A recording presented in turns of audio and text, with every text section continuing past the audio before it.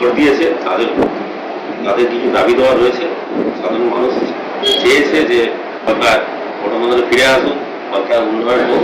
পদ্মায় সমস্যা তো আছে, পদ্মায় 10-15 বছর ধরে কোনো রকম কোনো কিছু করা হয়নি। এসিজেড এর যে ঐতিহ্য ছিল, এসিজেড এর 238টা কোম্পানি যে এসিজেড শুরু হয়েছিল সেটা আজকে 20-22টা কোম্পানিতে পড়ে গেছে। সাধারণ পদ্মার মানুষজন আজকে পরিযায়ী শ্রমিক হয়ে বাইরের স্টেটে কাজ করতে যাচ্ছে। এবং যেখানে পদ্মা মানুষকে কাজ দিত, সেই পদ্মার ছেলেরা বাইরে এটা একটা সমস্যা। সেই কোম্পানিগুলোকে ফিরিয়ে নিয়ে আসতে হবে, পদ্মার এসিজেড ঐতিহ্যকে ফিরিয়ে আনতে হবে। জলের সমস্যা, জলজীবন মিশনে টাকা আসছে, টাকা কোথায় চলে যাচ্ছে? পদ্মায় গ্রামে গ্রামে করেছে সাবমার্সাল করে একটা করে বসিয়ে দিচ্ছে, 400-500 ফুটের একটা সাবমার্সাল বসিয়েছে, কোনো সময় জলও নেই, বহু জল পায় না, এরকম মাটির দেশে। রাস্তাঘাট হিন্দু এলাকাগুলো আমি প্রচারে গেছিলাম, গিয়ে দেখেছিলাম সেখানে রাস্তাঘাট খুব ছোট এবং রাস্তাঘাট সেরকমভাবে মেরামতি নেই, মেরামতি করা হয়নি। এবং চারিদিকে মানে ইটের রাস্তা, মাটির রাস্তা, ভালো করে গ্রামের ভেতরে রাস্তাগুলো কংক্রিট রাস্তা দেখতে পাই। গ্রামের দিকে অসুস্থ হয়ে যায়, তাকে নিয়ে আসতে অনেক প্রবলেম। সেই কারণে রাস্তাঘাটগুলোকে উন্নতি করতে হবে। আর কোথায় যোগাযোগ ব্যবস্থা যেটা আছে, যোগাযোগ ব্যবস্থাটা বাস ছাড়া তো আর কোনো যোগাযোগ ব্যবস্থা নেই। কোথায় পূর্বে অনেক বহু বছর আগে রেল ব্যবস্থাটা ছিল, কলতা থেকে একদম মাঝেরহাট পর্যন্ত রেলের জায়গাও রয়েছে, রেলে কিছু কাজ পাতো এখনো পর্যন্ত রয়েছে। সেই আমরা বলেছি যে পদ্মায় রেলটাকে আমরা চালু করার প্রস্তাব দেবো এবং সেটা আমরা চালু করার নদী বাঁধ, নদী বাঁধটা সেরকম রিপেয়ারিং হয় না। গভর্নমেন্ট, সেন্ট্রাল গভর্নমেন্ট টাকা পাঠিয়েছে, কিন্তু টাকাগুলো দিচ্ছে এখানে সেখানে খরচ করেছে, কোনো নদী বাঁধ ঠিক মতো পায়নি। ক্ষয় করতে হতে একদম গ্রামের ভেতরে চলে আসছে, রাস্তা শুরু হয়ে গেছে, গ্রামের ভেতরে নদী ঢুকে গেছে। সেই নদী বাঁধটা সংস্কার করতে হবে, যত তাড়াতাড়ি সম্ভব নদী বাঁধটা রিপেয়ারিং করতে হবে। মহিলাদের নিরাপত্তাটা একটা সুনিশ্চিত যেটা আছে, কিছু অ্যান্টি সোশ্যালের ক্রিমিনাল আছে ওখানে, কিছু লোককে জেলে ঢোকানো হয়েছে এবং কিছু লোক এখনো পর্যন্ত রয়েছে এবং যারা কন্টিনিউয়াস মা বোনদের উপর অত্যাচার করে।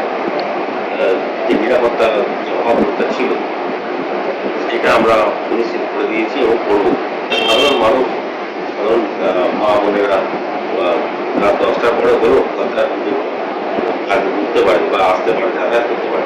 সেবার এবং ওনার সাকরেটের তোলাবাজির জন্য এই পর্যটন শিল্পটা শেষ হয়ে গেছে। সেখানে আমরা ফিরে আসবো এবং এবারে আমরা তার জন্য কিছু প্যারাডিমে করতে হবে পর্যটন শিল্পের জন্য। এবং এখানে সাধারণ মানুষজন যারা আছে তারা কেউ নৌকা চালিয়ে পর্যটনকে ঘুরিয়ে, নৌকা ঘুরিয়ে ইনকাম করতো। ওখানে বিভিন্ন দোকান বসতো, সেগুলো হচ্ছে সেইগুলো যাতে অন্য জায়গায় তোলাবাজি উঠে গেছে। আমরা সমস্ত ব্যবস্থা আমাদের আসুন, একটা অন্য ওখানে করতে হবে, বাড়ানো দরকার।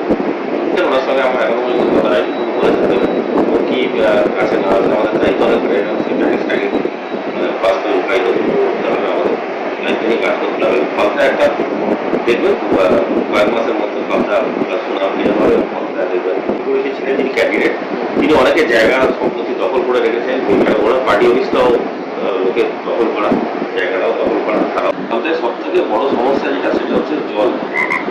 জলজীবন মিশনের যে কাজ, সেই কাজ আটকে রয়েছে এবং টাকা আসছে, টাকা চলে যায়, টাকা শেষ হয়ে যাচ্ছে, কিন্তু কাজের কাজ কিছু হচ্ছে না। এই জলজীবন মিশনের যে কাজ, যেটা বাড়ি বাড়িতে জল পৌঁছে দেওয়া, বিশুদ্ধ পানীয় জল পৌঁছে দেওয়া, সেই কাজটা করতে হবে। এবং ফলতায় গণতন্ত্র ফিরে এসছে, সাধারণ মানুষের মধ্যে একটা স্বাধীনতার ভাব এসছে। এবং জলটা আছে, ফলতায় এসিজেডের যে সমস্যা রয়েছে, বিভিন্ন কোম্পানি, প্রায় 238টা কোম্পানি নিয়ে এসিজেড কোম্পানি ছিল, সেই কোম্পানি আর 15-20টা ছোটো ছোটো কোম্পানি নিয়ে আজকে এসিজেড চলছে। সেগুলো বড় কোম্পানিগুলোকে ফিরিয়ে নিয়ে আসতে হবে, কর্মসংস্থান বৃদ্ধি করতে হবে। যে ঐতিহ্য ফলতার ছিল, সেই ফলতার কর্মসংস্থানের ঐতিহ্যটাকে ফিরিয়ে আনতে হবে।